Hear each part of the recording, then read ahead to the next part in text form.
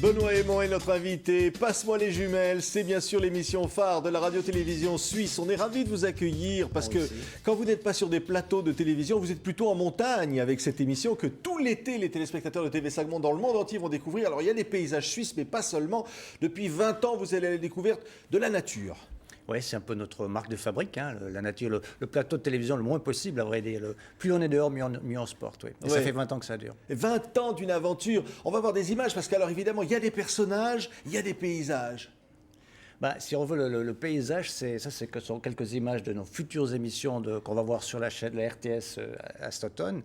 Le paysage, pour nous, c'est un cadre en définitive. Et on fait dans la belle image. Mais au-delà du cadre, ce qui nous intéresse, ce sont les hommes, bien sûr. Et là, on voit ces images de pingouins. C'est une photographe tessinoise quand elle était filmée en Antarctique et qui passera, je crois, sur la télévision suisse au mois de novembre et qui passera sur TV5 dans un deuxième temps. Oui. Alors, on voit ces images-là. Donc, on dit c'est pas seulement la Suisse. Il y a des paysages, on voit ces pingouins extraordinaires. Mais on va voir d'autres images. Là, ici, on est en Suisse. Alors, le 80% de nos images sont en effet tournées en Suisse. On est une émission de proximité.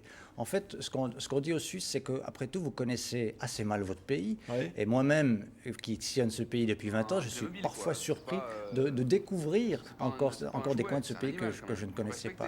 Et puis, on leur dit aussi, mais c'est chez vous, allez-y, redécouvrez votre pays. C'est la marche, par exemple, la marche qui est le sport, le meilleur marché, qui est très sain pour la santé. Et bien, en Suisse, la Suisse offre des possibilités de marche qui sont, pour ainsi dire, infinies. Alors, vous dites aux Suisses, allez-y, mettez vos chaussures, sortez, découvrez votre pays. Pourquoi ? Parce que les Suisses, ils vont plutôt ailleurs, ils voyagent trop finalement ? Les Suisses voyagent beaucoup, en effet. Vous savez que je crois que, paradoxalement, le 70% des Américains n'ont pas de passeport. Ça veut dire que les Américains voyagent très peu, si ce n'est à l'intérieur de leur pays. Et plus un pays est petit, au contraire, plus le Suisse ressent le besoin de sortir, de s'ouvrir les horizons. Et ça, je trouve que c'est très bien. C'est un peu le phénomène des racines et des ailes. Hein. Mais en même temps, on leur dit, mais chez vous aussi, il y a des choses à découvrir. Ce qui est d'étonnant avec la Suisse, c'est que c'est un tout petit pays, comme tout le monde le sait, mais c'est la plus grande concentration dans la diversité des paysages. Je ne connais aucun pays au monde où, sur un rayon d'action de 300 km à vol d'oiseau, vous avez une diversité de paysages qui est absolument hallucinante. Ça va du paysage himalayen dans les Alpes, au paysage méditerranéen dans le sud de la Suisse, au Tessin, au paysage du Jura, que les Français connaissent bien également. Donc c'est cette diversité de paysages qui fait que les possibilités de tournage en Suisse sont, pour ainsi dire, infinies. Oui. Alors vous allez nous dire quels sont vos plus beaux souvenirs, mais on va repartir 20 ans en arrière. Alors il y avait Pierre-Pascal Rossi, présenter le journal. Vous-même, vous présentiez le journal à la télévision suisse romande. Et puis un jour, vous vous êtes dit, non, je veux sortir du studio, comme on le disait, puis je vais aller faire une émission, comme ça, nouvelle. Oui, à l'époque, c'était un peu plus facile que maintenant pour faire une émission. Et puis là, on a profité du retour en Suisse de Raymond Voyamo, qui était le directeur des programmes de France 3 à l'époque, sauf erreur. Pierre-Pascal Rossi avait arrêté de faire le journal. Moi, j'avais arrêté également de faire le journal. Puis il y avait encore Claude Deliotra qui était... On s'est retrouvés les trois en disant, mais non, de bleu, il faut qu'on fasse une émission. On ne savait pas trop quoi faire à l'époque. On voulait simplement faire une émission, entre guillemets, nature. On appelait ça, le titre de travail, c'était simplement montagne, en fait. Mais pour nous, la montagne, ça commence au bord de la mer et puis ça va jusqu'au sommet de l'Everest. Et puis comme ça s'est fait. On n'avait qu'un slogan. Ça s'appelait le plaisir avant la performance. Pourquoi la performance ? Parce qu'on a déjà à l'époque, il y avait un temps, on nous parlait de performance. On a l'âge d'Internet. On n'a pas d'Internet, du Short Message System, hein, oui, des SMS. On a les 20 ans des SMS. On sentait qu'il y avait une espèce d'accélération de la société. Et puis on sentait ce besoin de se dire, oh là, on se calme un petit peu. Et ce qui est étonnant, c'est qu'à l'époque, on passait complètement pour des ringards. Mais vraiment des ringards, parce qu'on osait faire quelque chose que personne n'osait faire à l'époque, c'est qu'on osait solliciter un petit peu la lenteur, si on veut. Et à l'époque, on était des ringards. Même à la télévision suisse, on nous disait, vous allez tenir une année, puis après une année, vous allez vous arrêter parce que vous aurez fait le tour des cantons suisses, puis il n'y aura plus rien à dire. Et puis ce qui est étonnant, c'est qu'au bout de 20 ans, ce côté lenteur, maintenant, on n'est plus tellement ringard. On était contre-courant à l'époque. Ça. Tout le monde a envie d'être lent maintenant. Et maintenant, c'est la mode du slow, le slow food, le slow city. Tout le monde a envie de prendre son temps. Et grâce à vous, découvrir des paysages comme ça. Et alors, ce qui est fascinant, c'est votre curiosité insatiable. Parce qu'on se dit, pendant 20 ans, vous avez découvert des endroits, vous devez tout connaître. Mais non, vous avez encore des endroits que vous ignoriez. Encore, même en Suisse. Et puis là, il y a cette autre série qui passera aussi parce que TV5 Monde était partenaire, c'est le Tour du Cervin qui passera dans quelques mois, je pense, sur votre antenne. En fait, on a pris des marcheurs du dimanche, je dis marcheurs du dimanche avec tout le respect que j'ai pour les marcheurs du dimanche, et on leur a fait faire le Tour du Cervin. C'est quand même 8 jours de marche, c'est quelque chose d'assez sérieux, si on veut. Eh bien, on montre aux gens que c'est possible de le faire. On donne envie aux téléspectateurs de le faire aussi. Mais c'était une série que j'ai faite avec Pierre-Antoine Gros. On avait déjà fait La Haute Route Chamonix-Zermatt en hiver, en été, etc.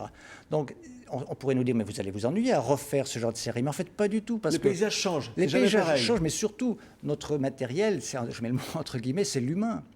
Et ça change constamment. Et c'est inépuisable. C'est plein de surprises. C'est du reste assez drôle parce qu'on avait aussi France Télévisions comme partenaire pour ce tour de Cervin. Et on nous demande, comme producteur, comme réalisateur, il faut nous écrire un scénario. Puis moi, je leur dis, vous êtes gentils, mais je ne peux pas écrire un scénario. Je ne sais pas ce qui va se passer. On fait de la captation pure.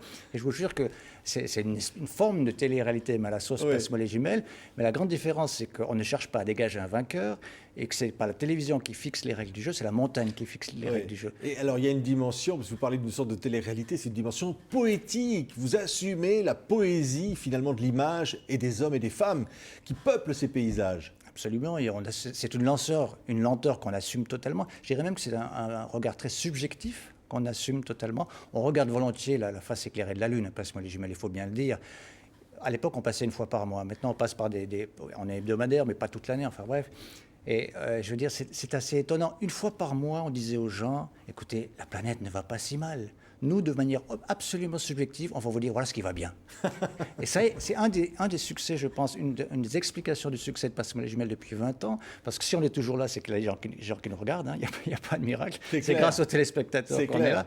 Et bien, c'est parce qu'on dit, c'est une espèce de bouffée d'oxygène mensuelle à l'époque, pour leur dire, mais il y a aussi des choses qui vont bien, c'est chez vous, c'est à votre disposition, profitez-en. Quel bonheur, quel plaisir que cette émission, Virginie Bravant, qui présente maintenant l'émission, parce que vous avez lâché les rênes. C'est incroyable, vous n'avez plus envie de passer à la télévision, c'est rare. D'abord, Virginie fait ça très bien. Et puis, place aux jeunes.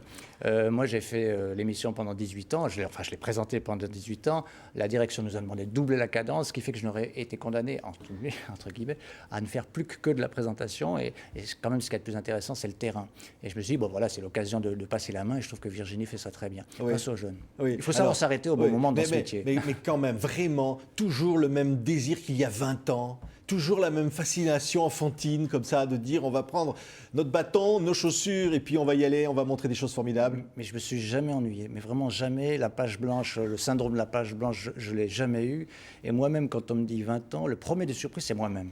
Je dis non, c'est pas possible, ça fait 20 ans que je fais ça. C'est vous dire que je ne m'ennuie pas. Et je crois que tous les gens qui travaillent pour nous ne s'ennuient pas. C'est aussi une émission où on met en valeur les métiers des gens, les caméramans, les preneurs de son. On travaille beaucoup sur le son, sur les silences, des silences qui, bien sûr, sont habités, qui ont un sens. Beaucoup sur le montage, beaucoup sur le mixage. Tous les métiers, toute la chaîne de production est mise en valeur.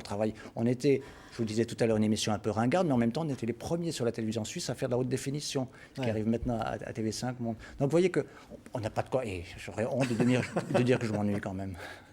Merci Benoît Hémon. Pendant tout l'été, on va découvrir comme ça les émissions sur TV5 Monde partout dans le monde. Ça sera Passe-moi les jumelles, direction la Suisse avec vous. On était ravis de vous accueillir. Merci à vous.